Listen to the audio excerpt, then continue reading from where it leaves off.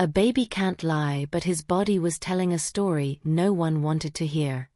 Rowan Bellamy was born into everything: wealth, protection, the best care money could buy.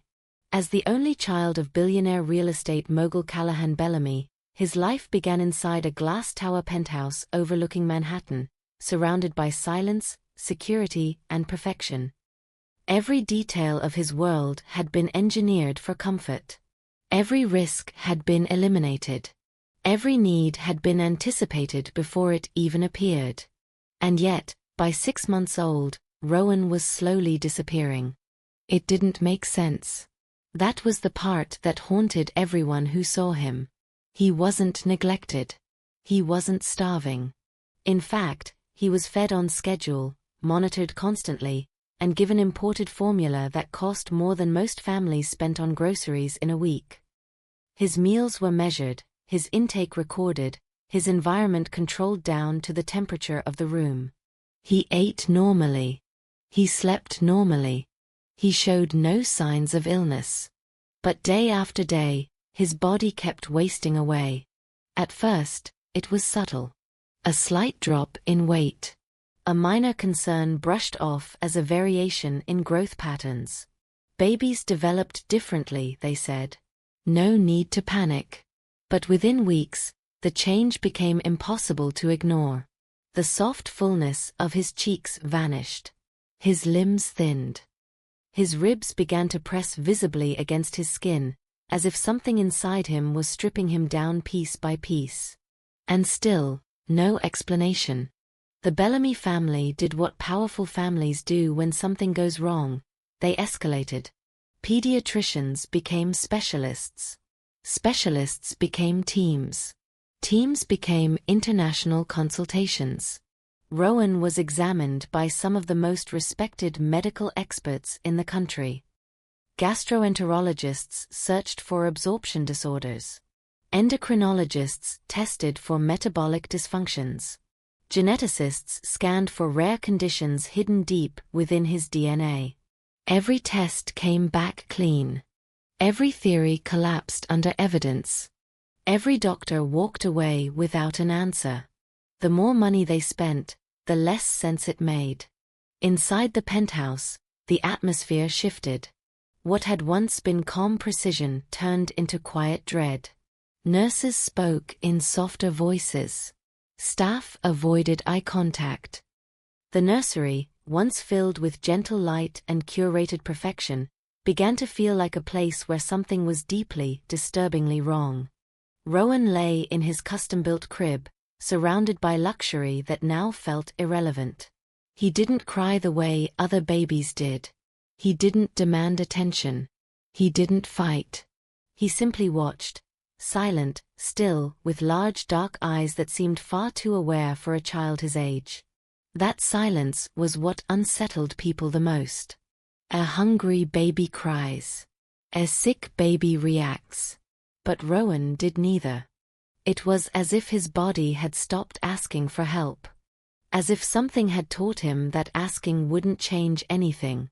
By the time the 15th specialist admitted they had no answers, desperation had replaced pride.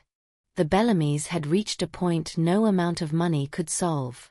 And that's when a name surfaced. Someone completely outside their world. Dr. Maribel Huxley. She wasn't famous.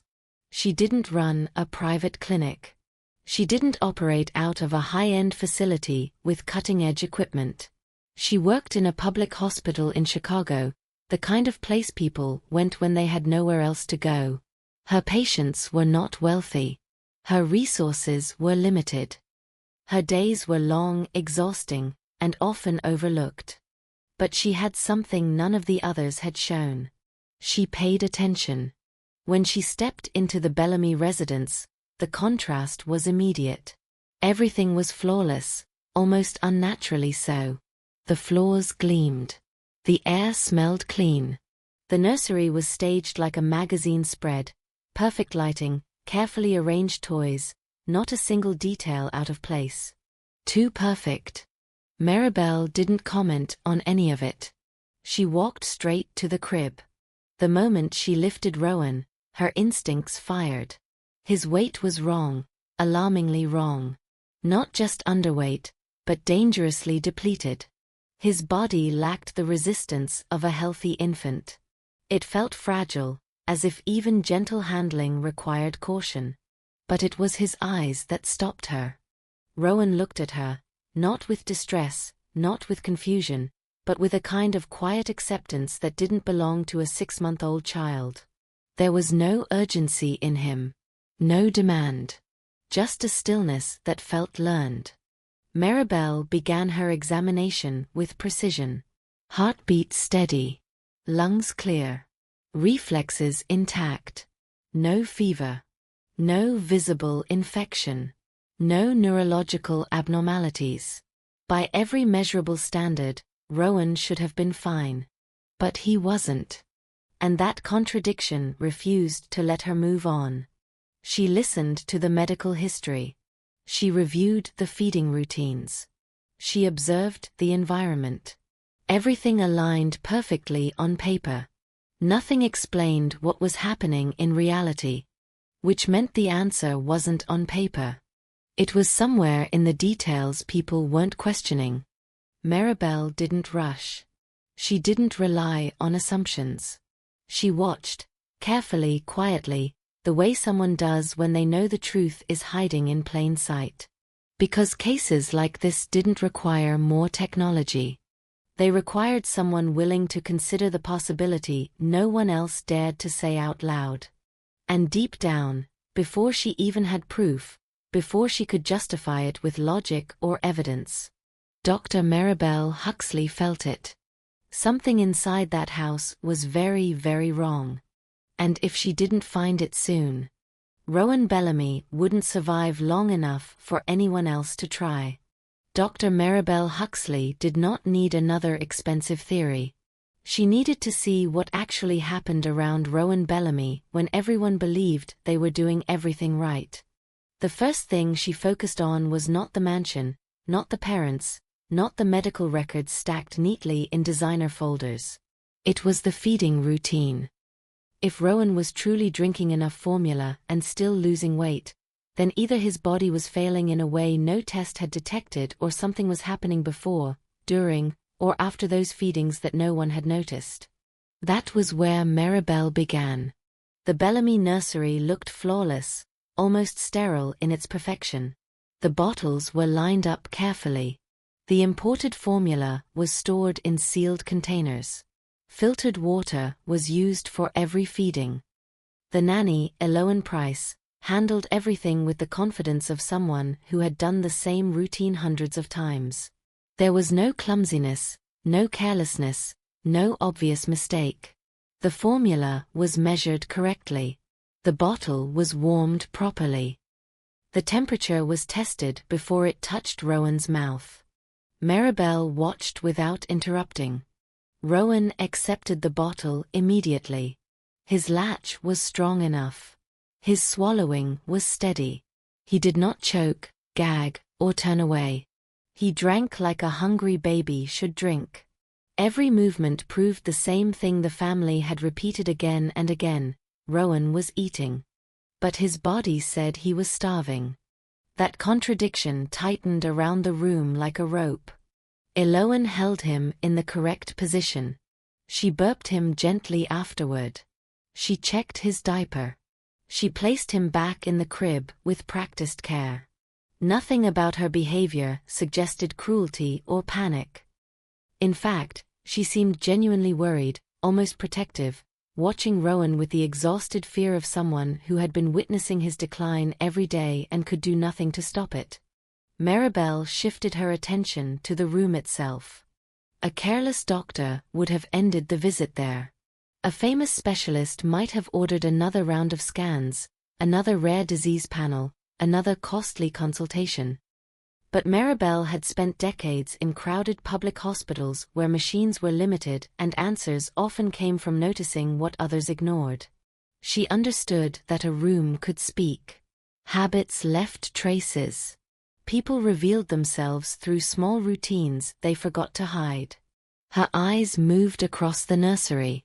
The crib was spotless. The changing table was organized. The shelves were arranged too neatly. The monitor blinked quietly from the wall. Every item looked chosen, placed, and maintained with money and control. Then she saw the glass. It was sitting on a side table near the feeding chair. Not hidden. Not dramatic. Just an ordinary glass half empty, the kind of detail almost anyone would overlook in a room full of expensive things.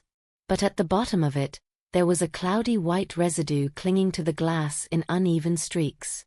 Maribel did not touch it immediately. She looked at it as if it were nothing. But inside, something in her went still. Water did not leave residue like that. Not clean water. Not in a nursery where everything else was obsessively controlled. And when she leaned closer, there was the faintest smell beneath the ordinary scent of the room. Sharp, medicinal, almost swallowed by the air freshener and baby lotion. It was not enough to accuse anyone. It was enough to worry her. The glass belonged to the nanny, or so it appeared. Eloan had used it earlier while feeding Rowan. That explanation was simple. Too simple, maybe. A tired nanny drinking water beside a baby's crib was normal. A forgotten glass was normal. A trace of powder could have come from anything. But Maribel's mind refused to let it go. Rowan was not just underweight. He was being emptied. His intake was normal, but his body held on to nothing.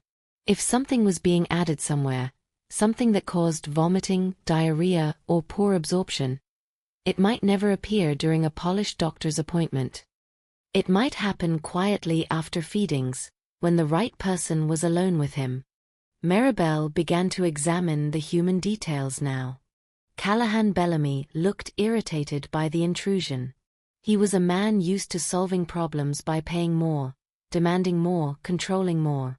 His fear showed itself as anger. He did not understand how his son could be dying inside a home where nothing was supposed to go wrong. Sloane Bellamy, Rowan's mother, looked terrified at first glance.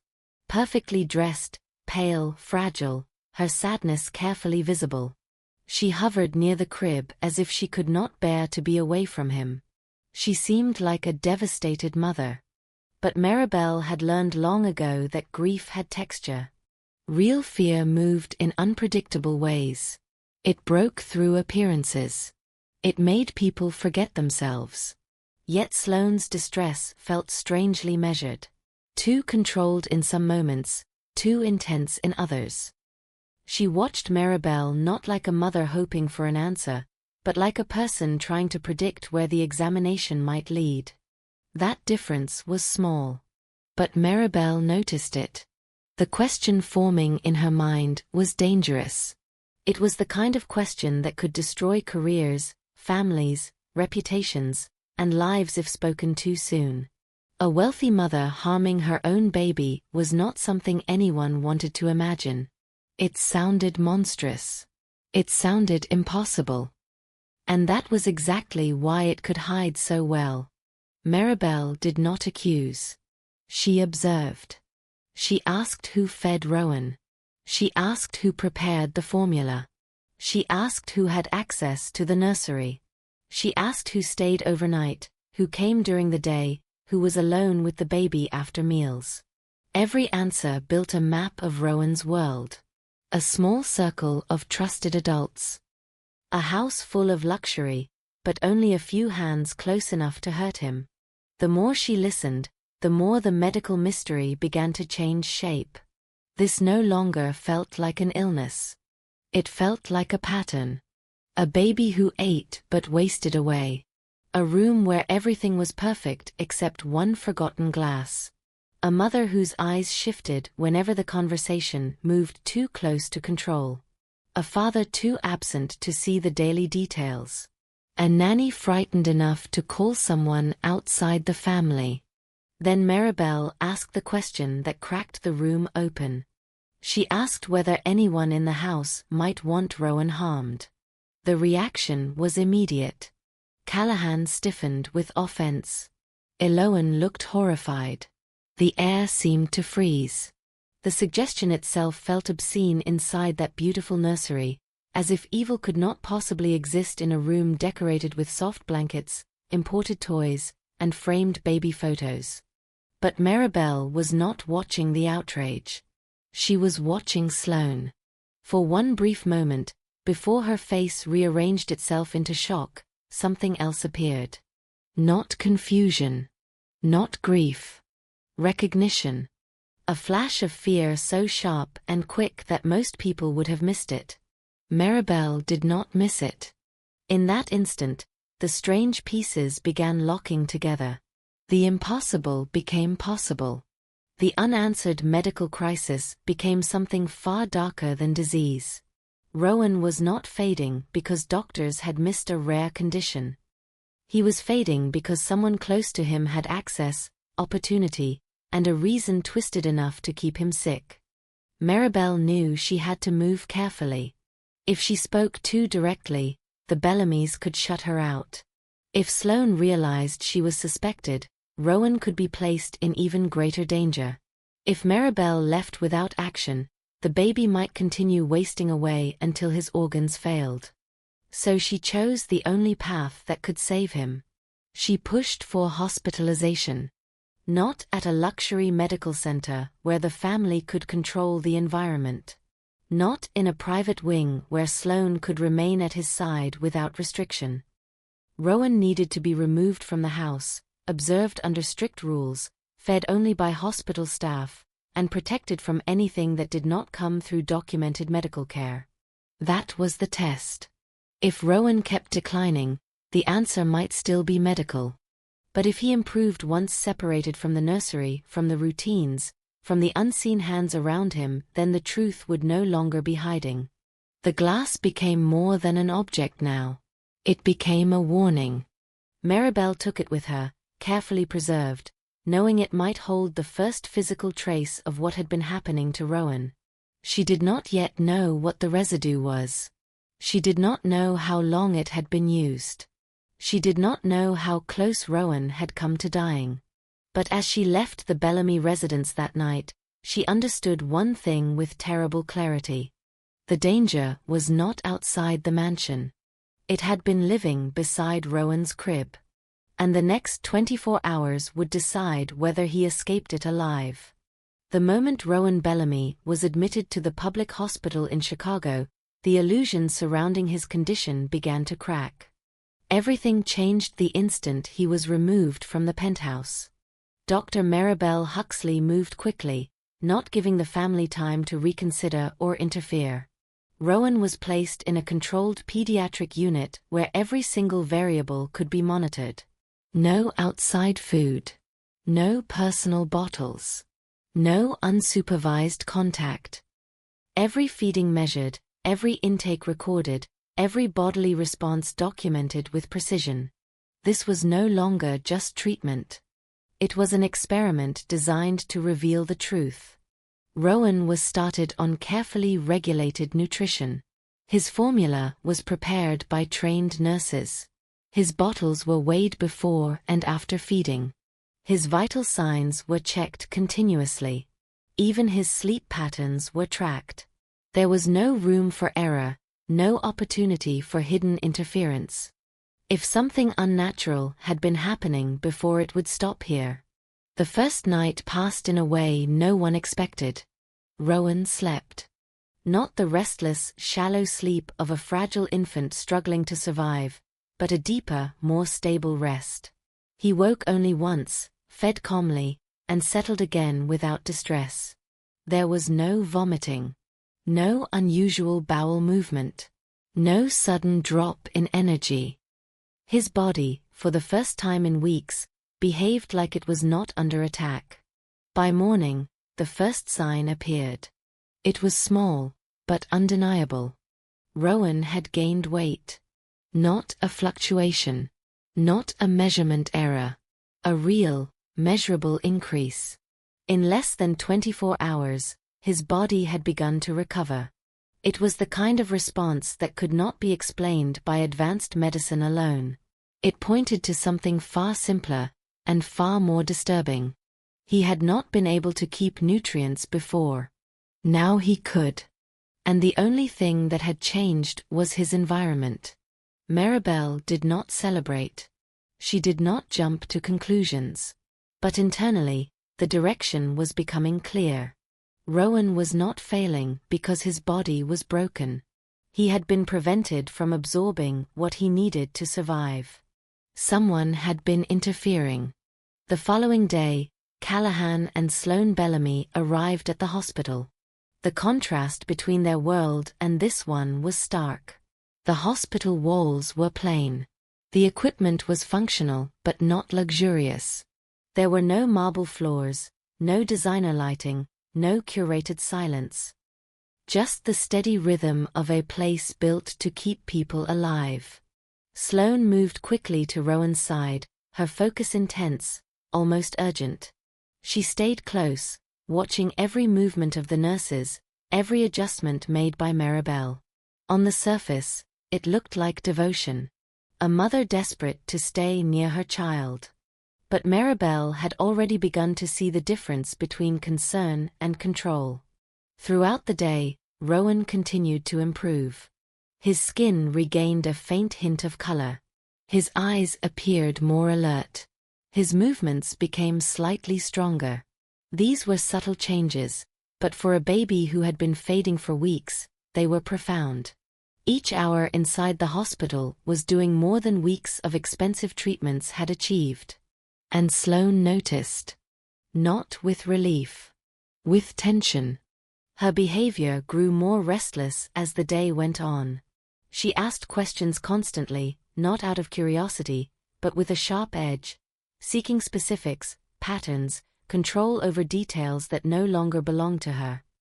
Her attention was not just on Rowan, but on the process itself, as if she were trying to understand what had changed and how much control she had lost. Maribel watched all of it without confrontation. Because the real confirmation did not come from behavior alone. It came from consistency. Day 2 brought more weight gain. Day 3 brought visible improvement. Rowan began reacting like a normal 6-month-old. His hands moved with curiosity. His eyes tracked objects. His body no longer looked like it was shutting down. Every sign pointed in the same direction. Whatever had been harming him was no longer present. And that absence spoke louder than any test result. At the same time, the glass from the nursery had been sent to a private lab. Maribel did not rely on assumptions. She needed proof, something undeniable, something that could not be dismissed by wealth, influence, or expensive legal defense. While waiting for those results, she continued observing Sloane. Patterns emerged. Sloane grew increasingly uneasy as Rowan improved. Not openly distressed, not visibly angry, but unsettled in a way that did not match a mother watching her child recover. Her attention sharpened whenever feeding times approached. She watched the bottles, the measurements, the preparation. As if searching for a gap, a moment, an opportunity that no longer existed. And there was something else. Every time Rowan showed progress, every time his body proved it could survive without interference, Sloane's composure weakened just slightly. It was never enough for anyone else to notice. But Maribel saw it. That flicker of something beneath the surface. Not joy. Not relief. Something closer to fear. By the 4th day, the case was no longer uncertain in Maribel's mind. This was not a rare disease missed by specialists. This was not an undiagnosed metabolic disorder. This was deliberate. Rowan had been kept in a state of controlled deterioration, his body forced into starvation despite constant feeding. And now, removed from that control, he was recovering faster than any medical intervention could explain. The only missing piece was proof. And when the lab results finally arrived, they confirmed everything. The residue in the glass contained substances designed to disrupt the body, agents that could trigger vomiting, diarrhea, or prevent proper absorption of nutrients. Not in lethal doses, but in amounts precise enough to weaken, to drain, to keep a body alive while slowly breaking it down. It was not random. It was calculated. And it had been happening repeatedly.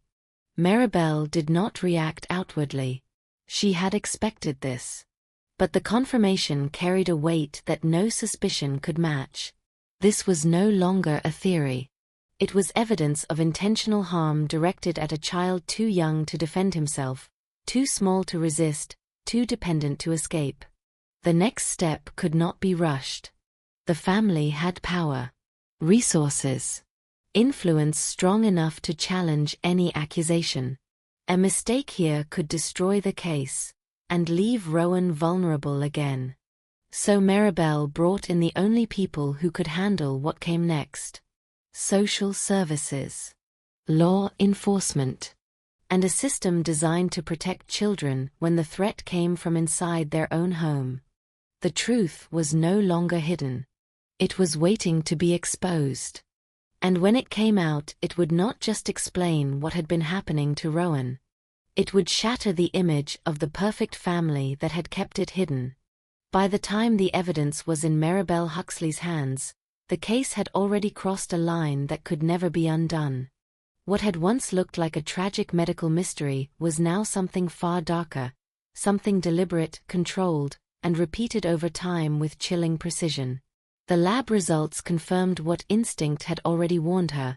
Rowan Bellamy had not been failing on his own. He had been made to fail. The substances found in the glass were not accidental contaminants.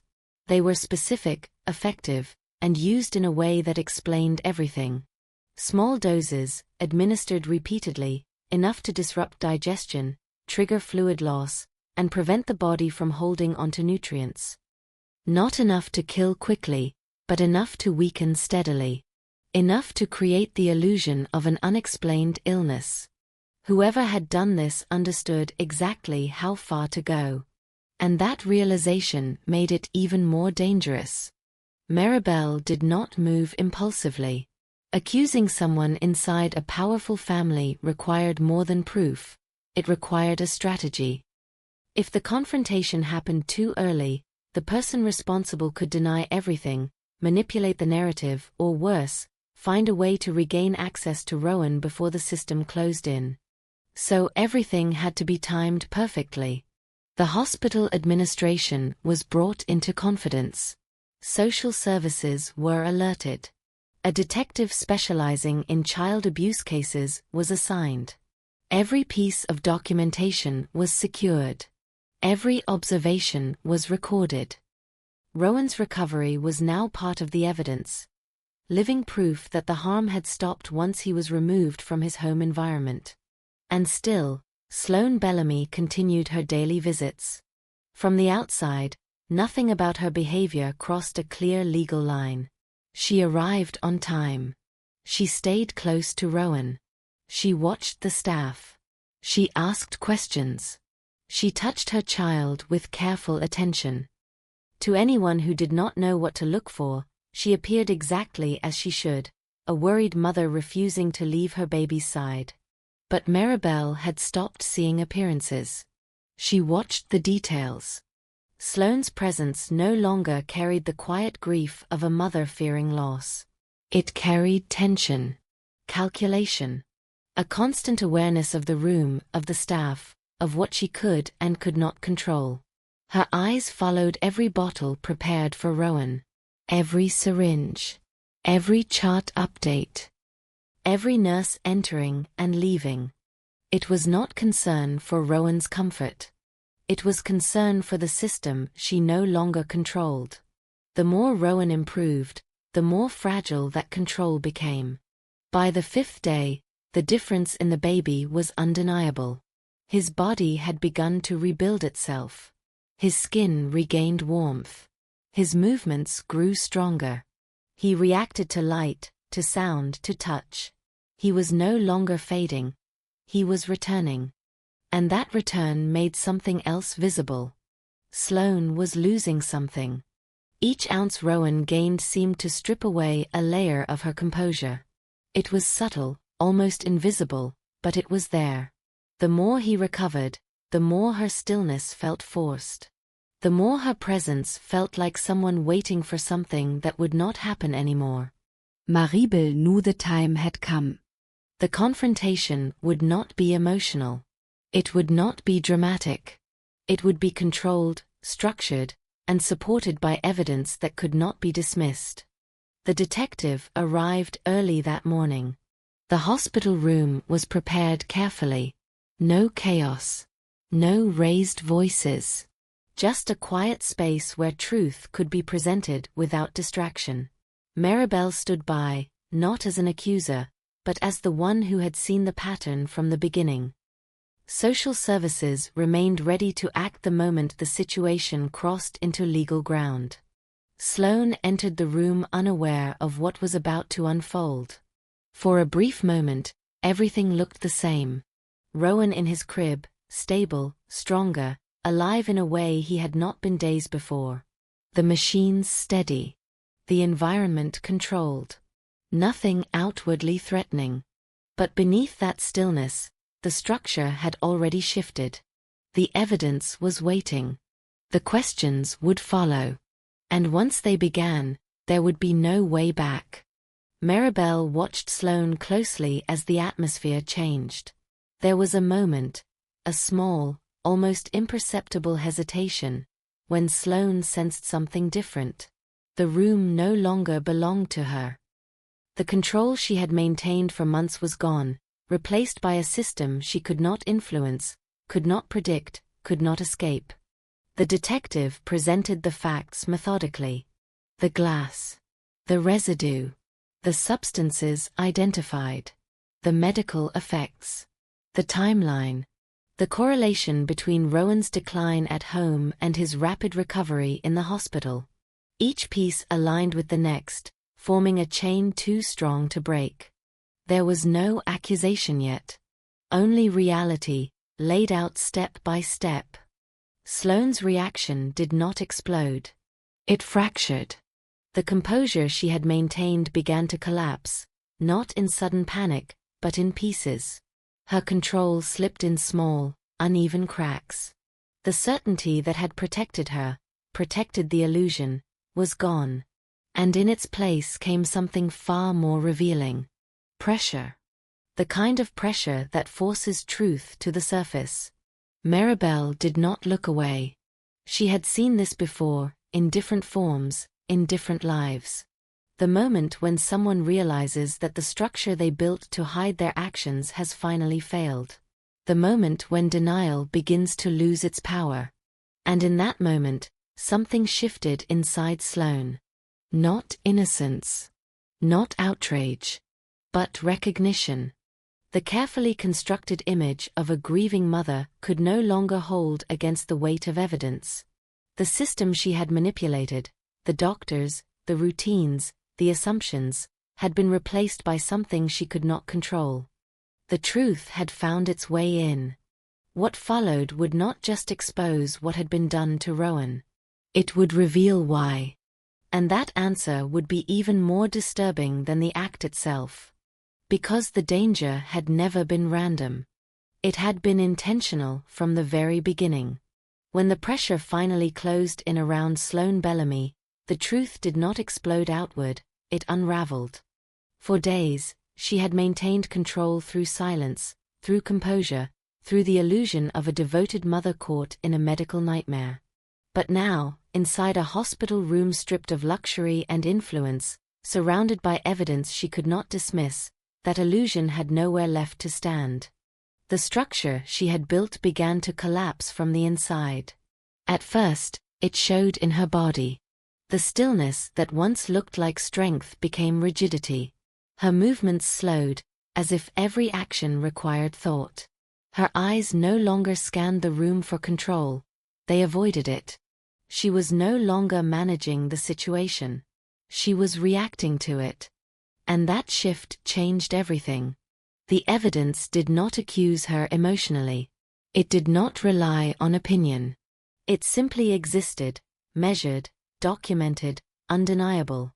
The substances found in the glass were not theoretical. The effects on Rowan's body were not hypothetical. His recovery inside the hospital was not coincidence. It was contrast. A controlled comparison between two environments, one where he declined, one where he improved. One where something unseen had been happening, and one where it could no longer reach him. And Sloane understood that. The realization settled into her slowly, like something sinking beneath the surface of her mind.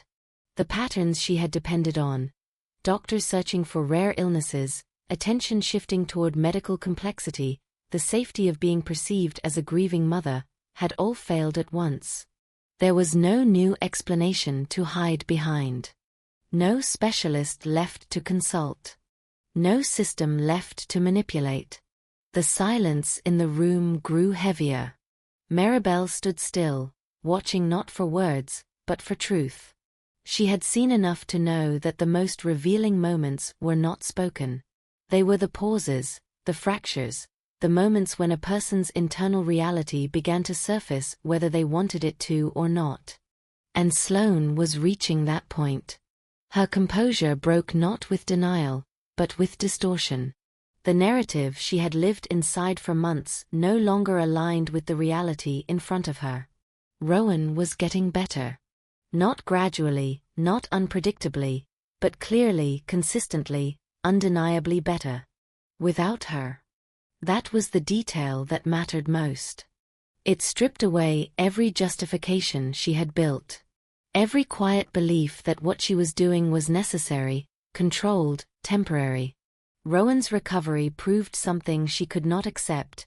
He had never needed to be sick. He had been made sick. The internal conflict sharpened. What had once been rationalized as a way to hold her family together now stood exposed as something else entirely. The attention she had drawn, the urgency she had created, the crisis she had maintained, it had all come at the cost of a child who could not understand what was happening to him. And now, for the first time, she was forced to see it without distortion. The breakdown was not loud. It was complete. The truth surfaced in fragments at first, not as a confession shaped for others, but as a realization she could no longer suppress. The pattern, the intent, the repetition, it all existed in her mind long before it was spoken. And once it reached the surface, it could not be pushed back down. Sloane had not acted randomly. She had acted deliberately. The substances had been chosen for their effect. Not lethal, not immediate, but disruptive. Enough to keep Rowan unstable. Enough to create symptoms without leaving obvious traces. Enough to ensure that he remained in a state of need, constant, fragile, dependent. And that state served a purpose. In a life defined by distance and control, where her husband's attention was pulled toward business, power, and everything outside the home, Rowan had become the one force that could pull that attention back. Illness created urgency. Urgency created presence. Presence created connection. It was a system built on manipulation. And it worked. As long as Rowan remained sick, everything revolved around him. Around her. Around the crisis she controlled. The doctors came. The conversations happened. The focus returned to the family, to the child, to the mother at the center of it all. It filled something. But it also consumed something far more important. Rowan's health. That was the reality Sloane could no longer escape. Maribel felt the weight of it, not as satisfaction, but as something heavier. Anger, yes, but also a sharp awareness of how easily this could have continued. How many layers of privilege, appearance, and assumption had allowed it to go unnoticed. How close Rowan had come to a point where recovery might not have been possible. Because this had not been a single act. It had been a pattern repeated over time. Each feeding followed by interference. Each day another step toward collapse. Each moment controlled just enough to avoid suspicion, just enough to maintain the illusion of a medical mystery. Until someone finally looked beyond the surface. The room no longer held uncertainty. It held consequence. The system that had been set in motion now moved forward without hesitation. Child Protection Services took control of Rowan's case. Legal authorities documented every piece of evidence. The hospital records, the lab results, the timeline of his recovery. All of it formed a structure that could not be undone by wealth or influence. And for the first time since Rowan had begun to decline, he was no longer in danger. He remained in his crib, unaware of everything unfolding around him. His body continued to recover, quietly, steadily, as if it had simply been waiting for the chance. His hands moved more freely now. His eyes tracked movement with curiosity instead of stillness. His breathing was even, his color stronger, his presence returning. Life, interrupted for months, was finally resuming. Maribel stood beside him, watching the difference. This was what he should have been all along. Not fragile. Not fading. Just a child, given what he needed, allowed to grow. The contrast was overwhelming. And it carried a single, unavoidable truth. Rowan had not been saved by advanced medicine. He had been saved by the removal of harm.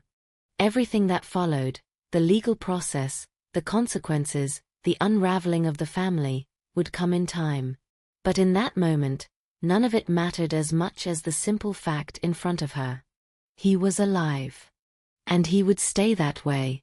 Because the truth had finally been seen. And once seen, it could not be ignored again.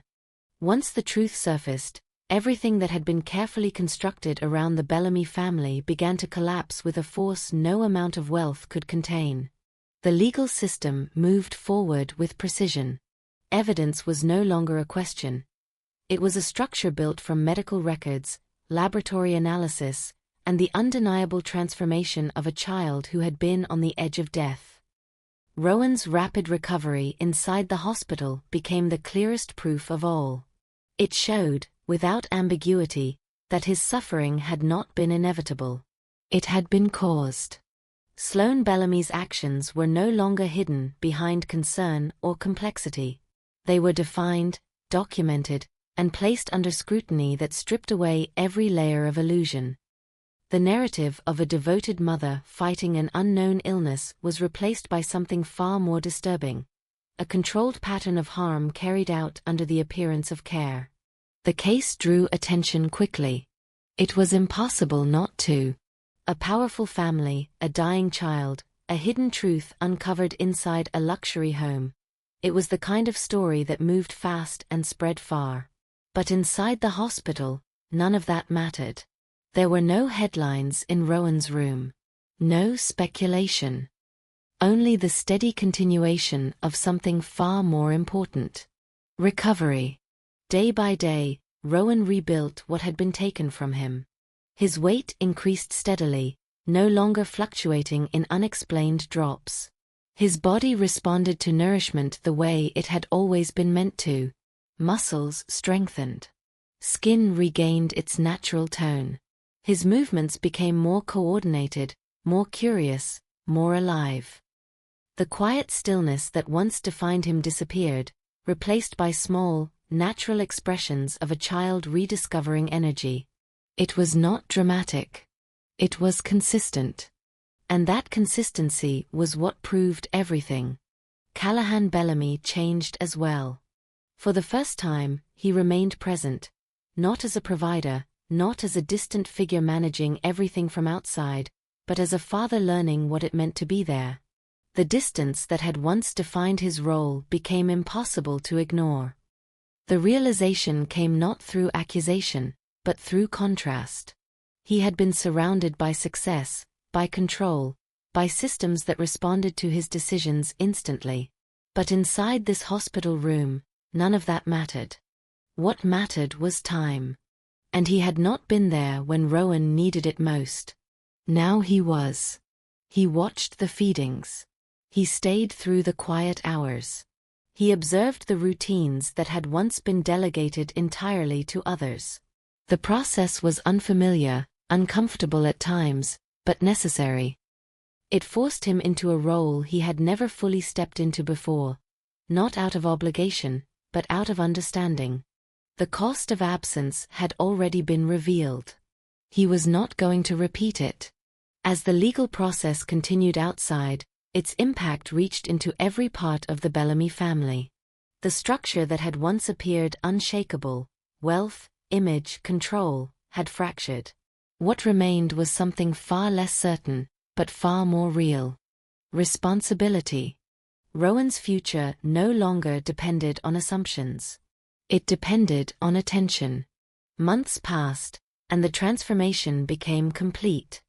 The child who had once lain silent and fading in a luxury crib now moved with energy and curiosity. His development aligned with where it should have been. His presence filled the room in a way that had once been missing. There was no trace of the fragile stillness that had defined him before. The difference was not just physical. It was proof. Proof that what had nearly taken his life had not been invisible. It had been overlooked. And that distinction carried a lesson that extended far beyond one family, one hospital, one case. Because Rowan had been surrounded by everything that was supposed to protect him.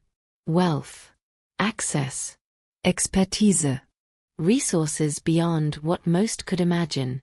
And still, none of it had been enough to see what was actually happening. It had taken something else. Attention without assumption. Observation without bias. The willingness to question what seemed impossible. Dr. Maribel Huxley returned to her routine after the case, unchanged on the surface. The same hospital. The same patients. The same long hours in an environment that rarely received recognition. Nothing about her work became easier or more visible because of what she had uncovered. But the impact remained. Not in headlines. Not in recognition. But in the life that continued because she had chosen to look closer when others had stopped. Rowan Bellamy grew without memory of what had nearly ended his life before it had truly begun. He would not remember the weeks of silent decline, the hospital stay that saved him, or the truth that reshaped his family. His future would not be defined by those early months. And that was the point. He had been given the chance to grow beyond it. Not because the system had worked perfectly, but because one person refused to accept that something so wrong could exist without being questioned. In the end, nothing about the case was complicated. A child had been suffering. The signs were there. They had simply been missed. Until someone decided they would not be.